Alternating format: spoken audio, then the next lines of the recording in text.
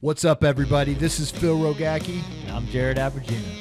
You're listening to Two Tree Guys Podcast.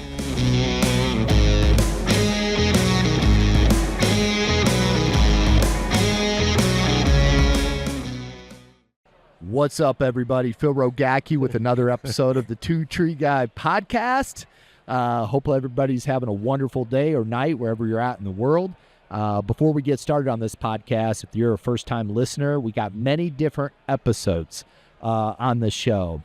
We have What's Your Story? We bring industry badasses in and talk about their life journey in this industry and how they got to it and mentors along their way. We also have our Safety Talk, where we talk about real-life incidents that happen in our industry, how to mitigate them, how to get better at these accidents that happen. We also have our Training Talk, where we discuss on sales, gear, anything we want to train on that can make you better at your profession that you do every day. And we have our Full Length, which is in our studio in California. If you're ever out visiting, reach out to me, come out, be on the show in the studio. It's a lot of fun. Maybe Jared will show up to one of these shows and be on it. He never listens to this anyway, so even though he's the host with any jerk, Jared, if you're listening. And then lastly is one of my favorite is Gear Talk, and that's what we're going to be discussing today. Gear Talk is we bring inventors, we bring products in, we bring manufacturers in, and we talk about the backstory of the products and how it got here and the good and the bad in comparison and where it's going and what the future is. And today we have David Nordgaard and Grace Burbig, right? Granddaughter of David. And we're going to be talking about mini loader grapples from Branch Manager. So I'm excited to hear about this. I'm excited. I heard a little bit on the first podcast we did together. If you guys haven't listened to it yet, go to wherever it's at, whatever number it's at, David Nordgaard, listen to his story. But today you're going to hear about the mini loader grapple. Let's dive in, my friend. So, about 1998, Jimmy Steele, great innovator, tree guy in Minnesota, says, Dave, you got to check out this little mini loader thing. And he had gotten a little ramrod wheel loader. It was probably 1998.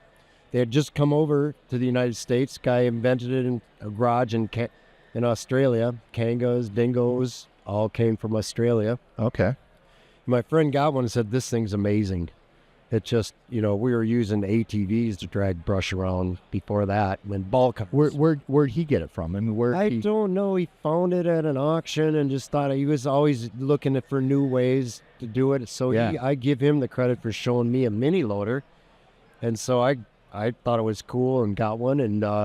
And so at the time, there wasn't much for attachments for those machines. They're mini, large grap or attachments, but nothing that was small that a little machine could handle. So anyways, bought like a horizontal grapple, root rake grapples, like pretty much whatever is using in the industry. And they just weren't made strong enough for tree guys, as rough as we are on equipment. And I had some experience with a rotating bypass grapple, and there were none of those either. So I figured I'm going to make one, and I played around cutting cardboard out and using pins and trying to get the trajectory for arms to close correctly. And with cardboard first, right? Have you done anything before with cardboard like that? No. What made you want to use cardboard? Well, because I didn't want to. Usually I'd cobble steel together to make something, right? Like a chipper I made and a clamp and all these other projects of experience. Yeah. So I figured I better at least make it out of cardboard. I can recut it easy and stuff like that and try to get the angles right, whatever. And so finally the cardboard worked like it would, close and open correctly with a cylinder. I even had the cardboard slide, like a cylinder.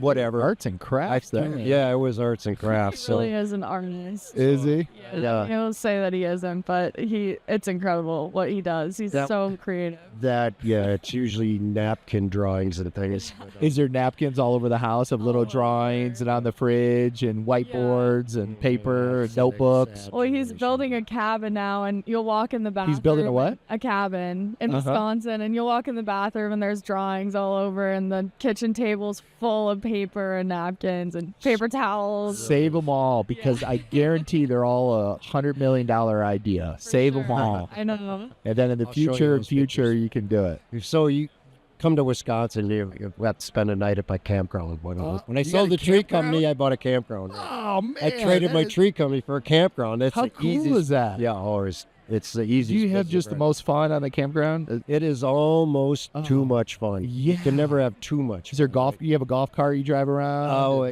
all they do. You got to have, if you do that business, it's a seasonal only. You don't want weekenders or dailies, because you got to be there and manage it. I have all retired Hellraisers, and they just come up there to drink beer. It's like 60-year-old people that are at their fort. Oh, man. That's cool. It is pretty fun. Same people every single year coming. Yeah, I just bill them once a year. It's almost too easy. You know? Man, are we going to have a big event up there? I had all my tree friends from Minnesota come there. I'd like to do a jamboree or something. Let's do it. There. Yeah. Let's do I it. got 70 acres of beautiful Oh, my northwest, gosh. beautiful hardwood forest. And We need to work That's with fun. Jared and build a little academy up there. We have little trainings every quarter up we there. could do. It's kind of on the boonies, Wisconsin. So it's all right. about an hour and a half from Minneapolis. Okay. St. Paul area, but Hey, you got the trees. I can have accommodations. That's cool. UTV trail. Oh, my gosh. That's fun. Yeah. It's awesome up there. That's cool.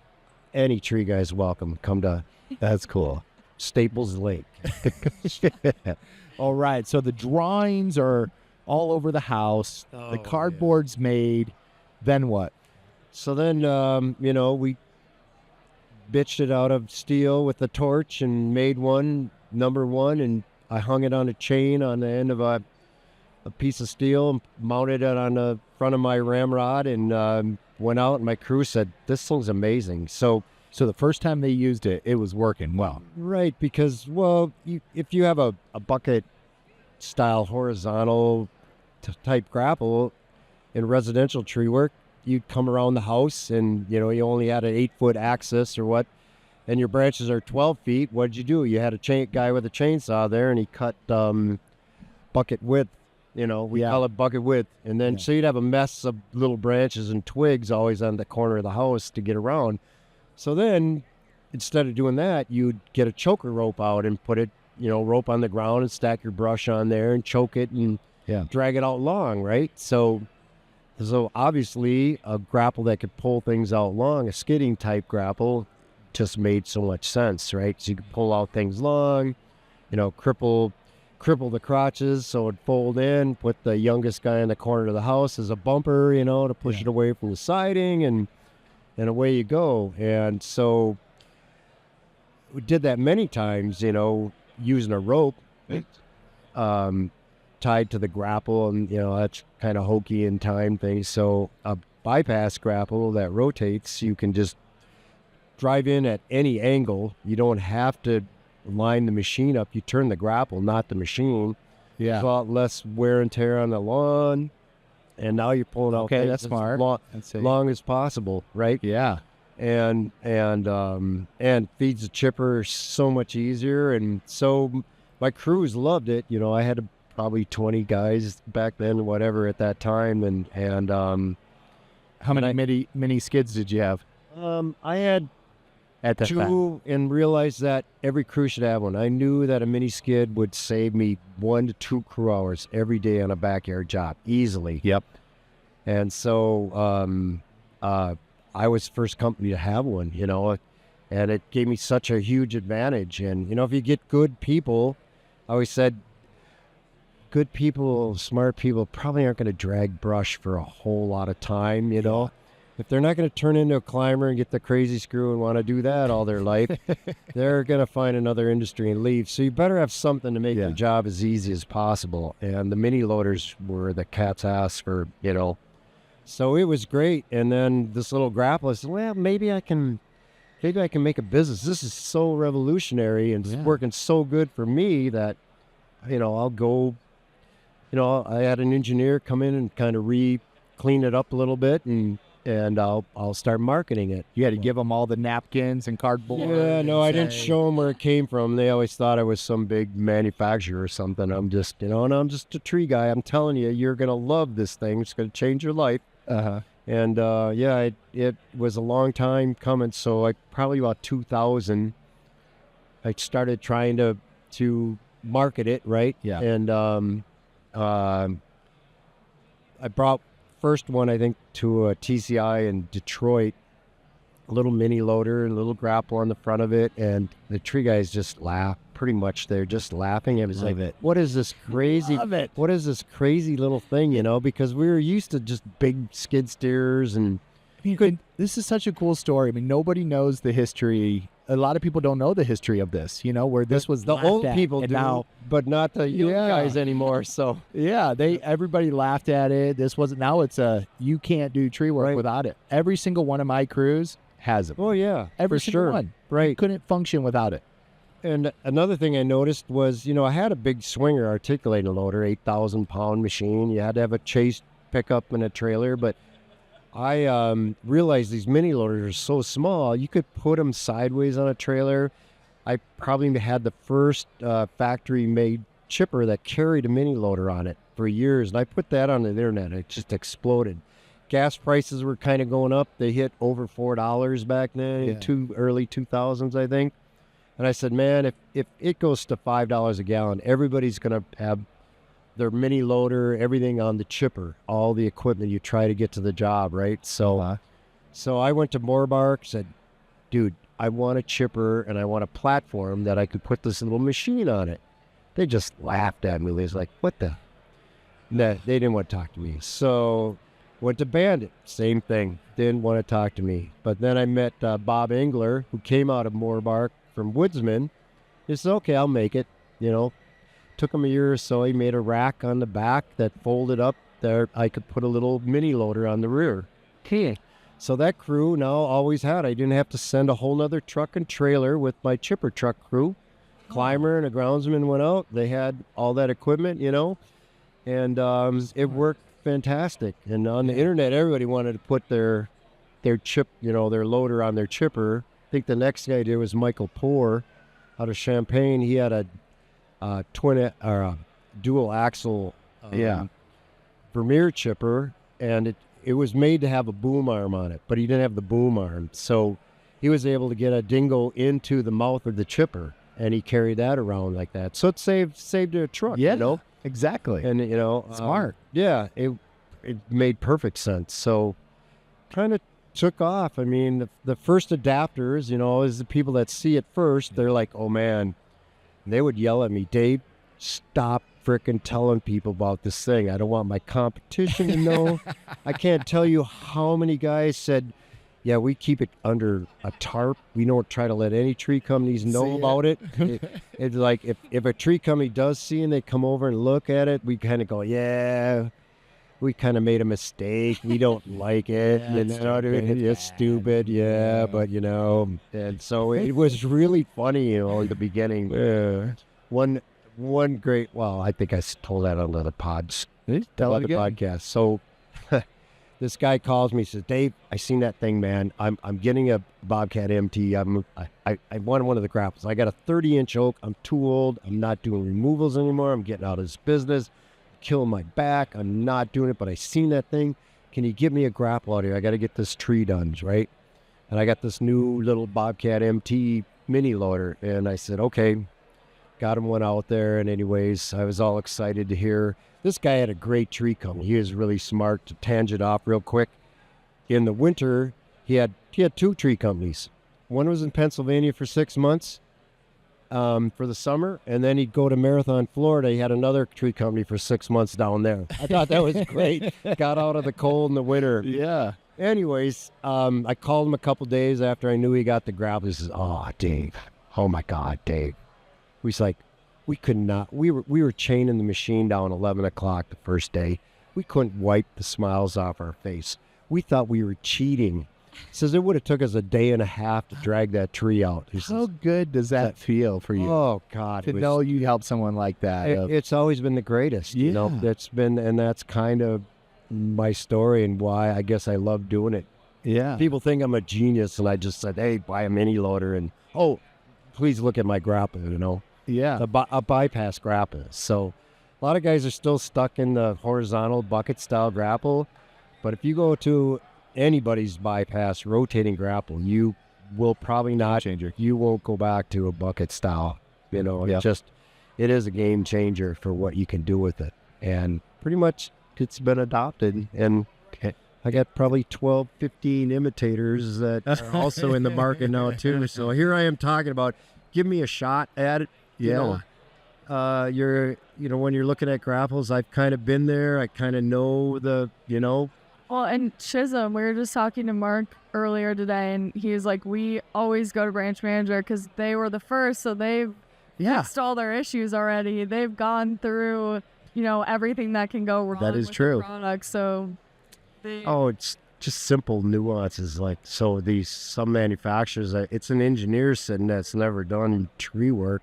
Yeah. And they all got kind of rope bollards. I was the first one to put a rope bollard on them, and they'll, if you run a rope in certain ways on their bollard, you'll go over sharp edges, and you do not want to do that.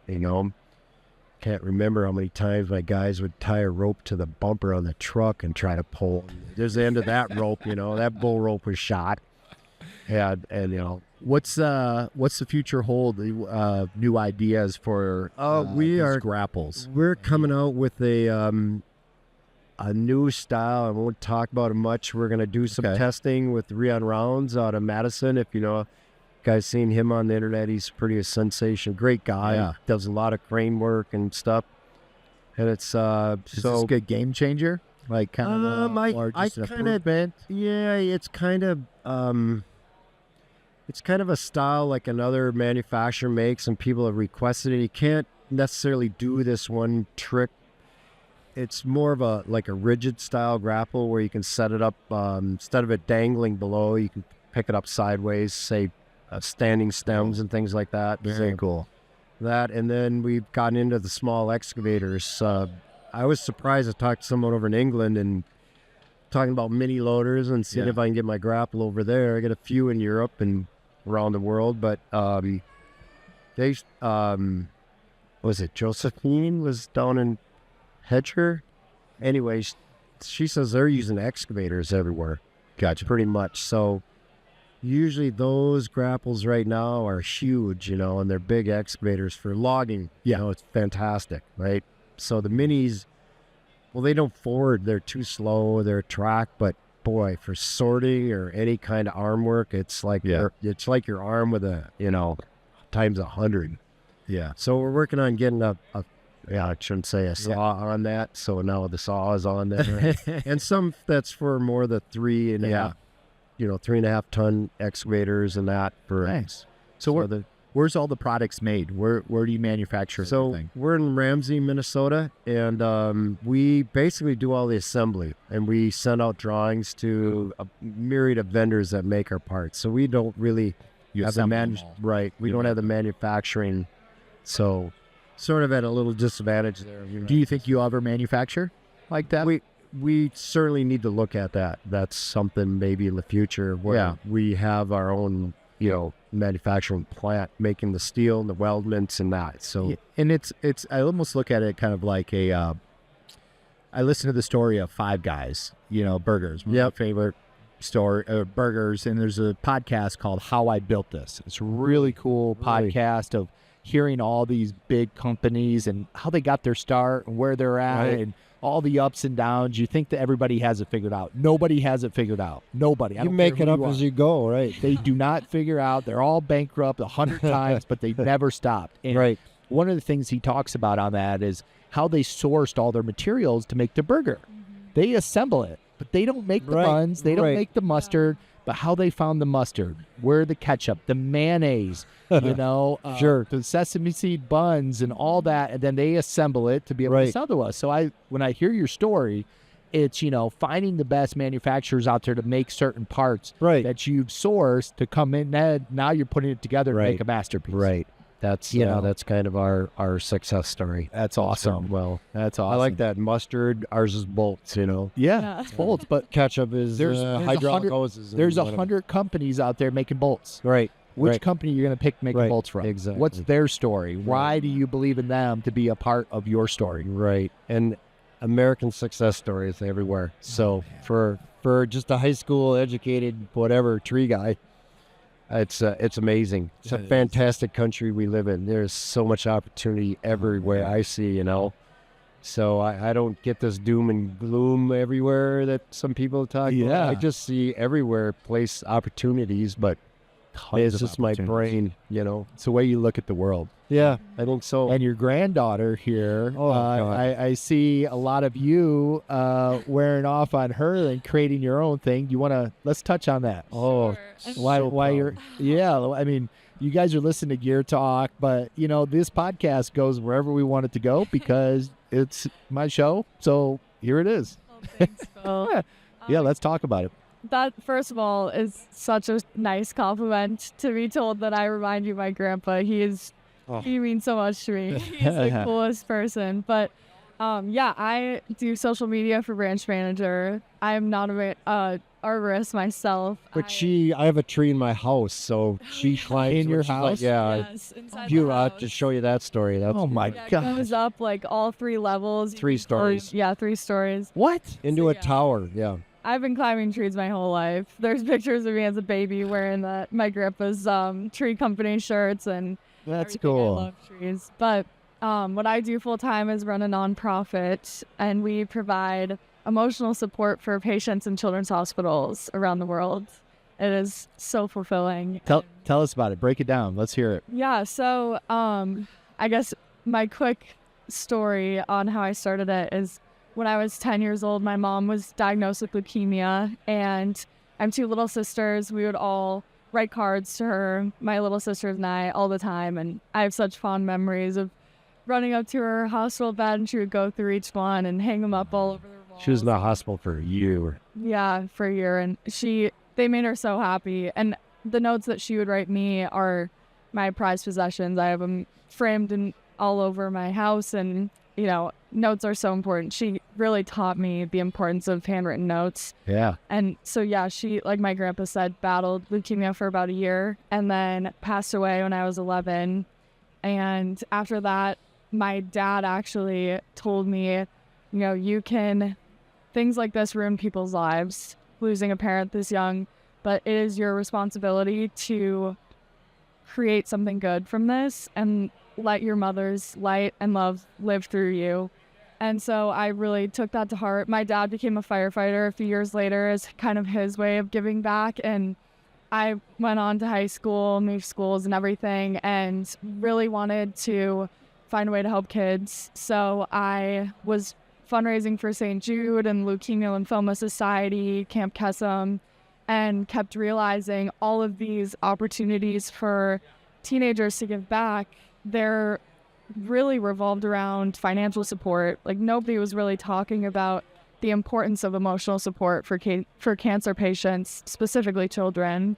So when I was 16, I was just thinking, like, how can I do more? I didn't feel like my $20 from babysitting that I could donate to St. Jude was doing anything. Yeah. So I got like the light bulb moment and remembered these cards that my mom had plastered all over her hospital walls, and just thought, oh, maybe, I could set up meetings in the art room with my friends and make cards with them. And so that's how it started. Our first meeting, I remember going to school, I was so nervous. I knew like some of my close friends would come. We had over 100 kids come, filled up the art room. And by the end of my junior year, it was the biggest club at my school. And then senior year, I had kids from other schools who had somehow found out about it and wanted to start a club at their school. I turned it into a nonprofit, and we've just continued to have kids, young kids, high school and college kids reach out to start clubs and write cards ever since. And now we have about 260 clubs in 36 states and in 22 countries who are writing letters of love to pediatric patients all around the world. That's cool. And how many cards have been written? We're at about 300,000 cards right now. 300,000 cards. Yeah, we're getting about between like 15,000 and 20,000 a month, and I go through every single one to ensure that they follow all the Children's Hospital's guidelines. So it's a lot of time. And That's awesome. It's turned into a very full-time job, but it's incredibly fulfilling. And That's cool. Oh, the artwork on some of these cards. I've gone and helped vet the cards, and you just can't help but stopping and reading them and looking at the artwork. And some are so talented people that have wrote these cards, you know. But even like the little 6-year-olds and the scribbles. It's incredible. Yeah. One of my favorite cards is from an Can't help but get a 8-year-old. big smile. Yeah, really. It It slows you down so you don't get too many cards. Yeah. Yeah, it affects not only the kid who receives the card, but the people who vet the cards and read the note, and then also the people who write the cards. It's so much joy going around. And like I was saying, one of my favorite cards is either a 7 or 8-year-old from Virginia wrote it, and he said in little scribbled handwriting, "You know what you remind me of? You remind me of that time of day when the sun is going down and everything is peaceful and beautiful." Signed his name. Like, it's incredible, like the love that even young kids have in their hearts, all the way up to frat boys who are writing them. It's so fun. Just incredible. How can our industry support you?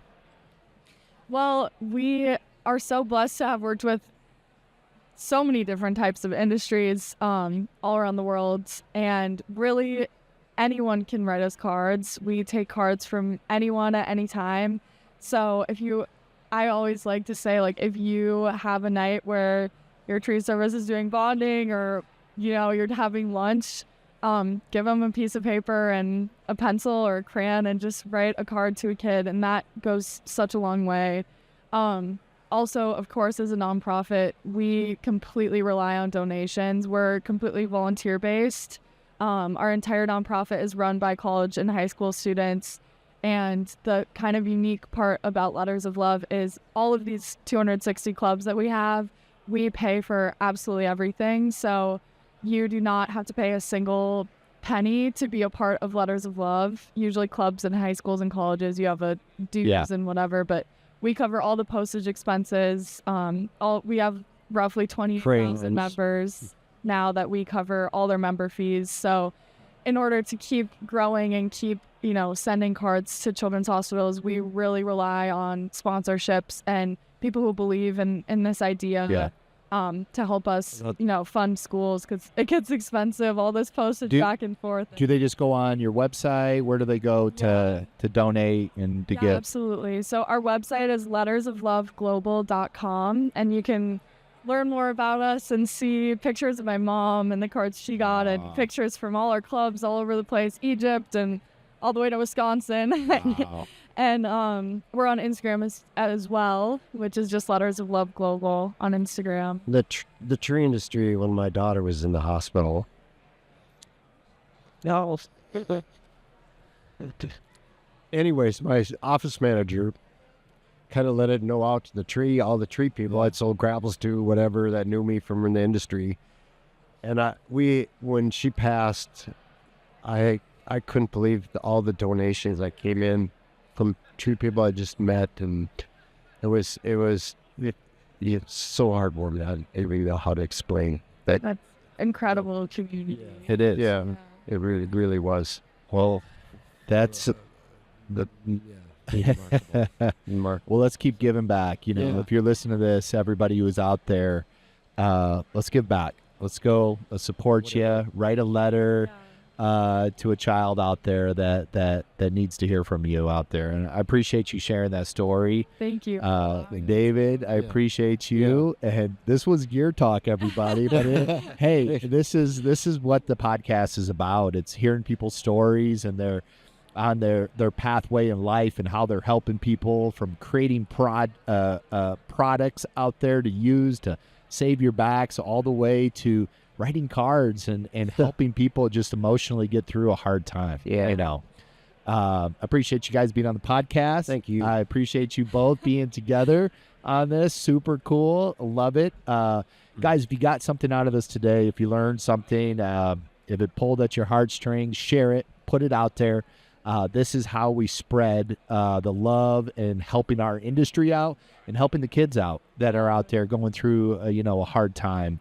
Let's support them and help them. So share it on your page, like it, share it, post it, send it to everybody when you listen to this. Till next time. Yeah, Remember- such an honor. Thank you. This is so much fun. Well, it's good. You did such a good job. Thank you. My first podcast. Oh, man, you did so good. But just remember, industry. Continue to elevate the standard of our industry through safety, training, and innovation. Till next time, we'll see you. Thank you, Dave. Thank you, Grace. Thank you, Phil. Thank you.